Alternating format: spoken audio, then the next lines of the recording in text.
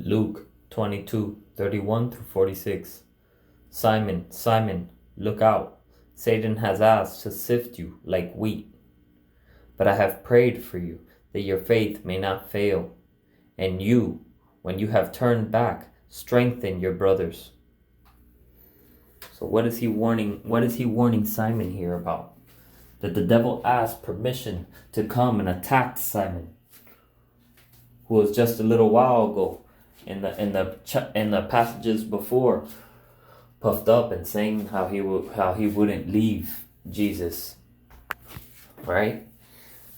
But what happened was Jesus was implying and speaking to him and telling him that you will fall, but when you fall and you come back, don't stay fallen. You will not stay fallen. You will get back up, and when you get back up, you will help strengthen your brothers.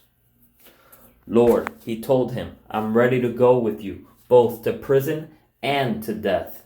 I tell you, Peter, he said, the rooster will not crow today until you deny 3 times that you know me. So what happened was, that's the verse that I was talking about a second ago. And what happened was, when Peter did this, guilt, shame, and condemnation came into him.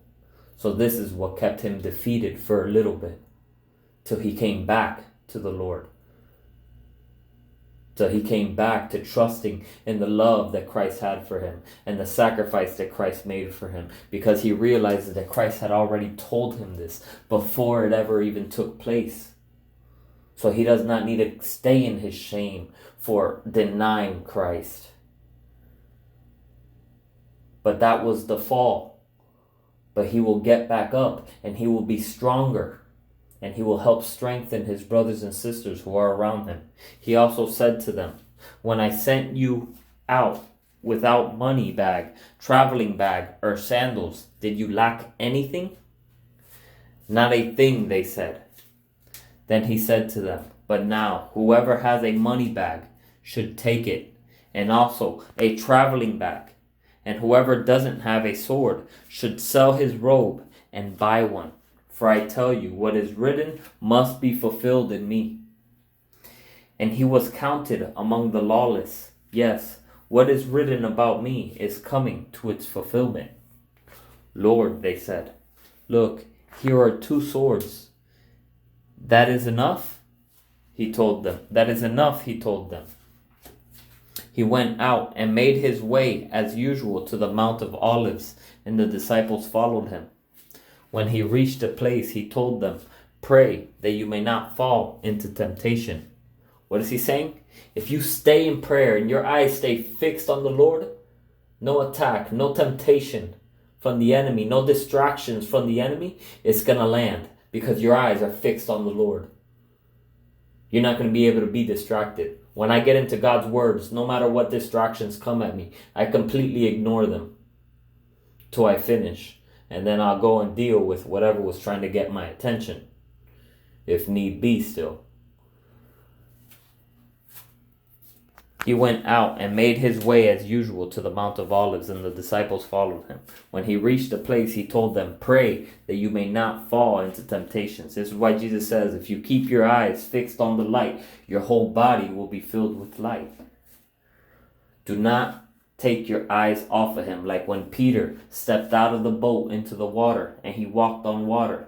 What happened? He started to look at the distraction. He started to look at the storms that were around him, and he started to sink.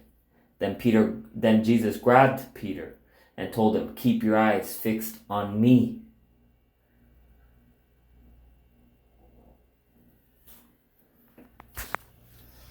When he withdrew from them about a stone's throw, knelt down and began to pray, Father, if you are willing, take this cup away from me. Nevertheless, not my will, but yours be done. Then an angel from heaven appeared to him, strengthening him. Being in anguish, he prayed more fervently, and his sweat became like drops of blood falling to the ground. So Jesus prayed this, and the Lord sent an angel to come and strengthen him. A lot of the time we don't realize that we're strengthened. Jesus didn't even realize that he was already strengthened. He's just putting his faith in God and telling him, not my will, but yours be done, Father. And this angel is strengthening him to continue to walk this out. But then Jesus continues to pray the same thing after that angel has already strengthened him. Because a lot of times when we're walking by the Lord's strength, we think it's our strength that we're doing. And we think that we're too weak and that we're going to fall. Instead of realizing that we're working and we're operating in the Lord's strength, not our own. Then an angel from heaven appeared to him, strengthening him. Being in anguish, he prayed more fervently, and his sweat became like drops of blood falling to the ground. When he got up from prayer and came to the disciples, he found them sleeping, exhausted from their grief. Why are you sleeping? He asked them. Get up and pray so that you won't fall into temptation. Again, he tells them, why are you sleeping? Why are you so exhausted from your grief and from the trials that are going around you that you're allowing it to distract you and get you in this daze and in this sleep mindset? That you're taking your eyes off of him and you're looking at the storm, at the waters that were around Peter, so that you fall into the water as Peter did. Keep your eyes fixed on him and continue to pray that you do not fall into temptation. That you do not fall for these deceptions, for these tricks that the enemy is trying to set against you.